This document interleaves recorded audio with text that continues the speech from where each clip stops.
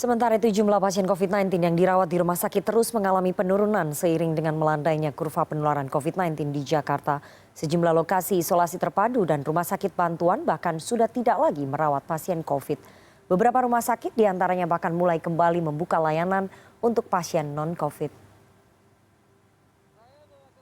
Untuk Anda, Asrama Haji Pondok Gede Jakarta Timur yang sejak Juli lalu dialihfungsikan menjadi tempat isolasi terpadu COVID-19 sekaligus juga rumah sakit yang merawat pasien bergejala sedang hingga berat kini sudah tidak lagi merawat satupun pasien positif COVID-19. Hal itu terjadi sejak akhir September lalu seiring dengan terus melandainya kurva penularan COVID-19 di DKI Jakarta.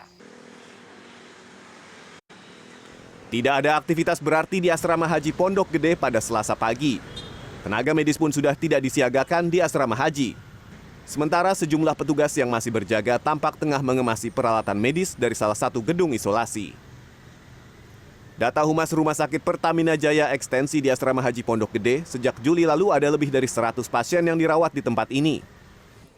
Sementara itu, terus menurunnya jumlah pasien COVID-19 di DKI Jakarta juga berimbas positif pada Rumah Sakit Pertamina Jaya yang sebelumnya dijadikan rumah sakit khusus penanganan COVID-19.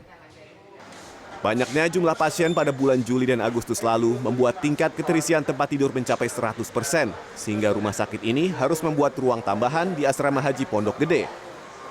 Namun kini, untuk pertama kalinya setelah 17 bulan, per 1 Oktober Rumah Sakit Pertamina Jaya kembali membuka layanan untuk pasien non-COVID. Semua nakes kami itu sudah melakukan vaksinasi yang ketiga dengan Moderna. Kemudian semua peralatan, semua ruangan sudah kita lakukan dekontaminasi, desinfeksi, semua peralatan sesuai dengan prosedur. Kemudian jika pun nanti kita ada pasien COVID, dia udah ruangan IGD udah terpisah.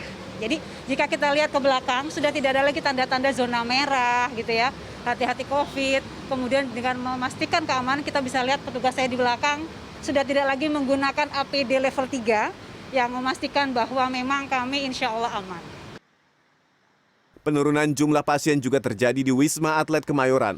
Per 5 Oktober, data di Rumah Sakit Darurat Penanganan COVID-19 Wisma Atlet Kemayoran menunjukkan jumlah pasien yang dirawat sebanyak 266 orang dengan persentase hunian 3,37%.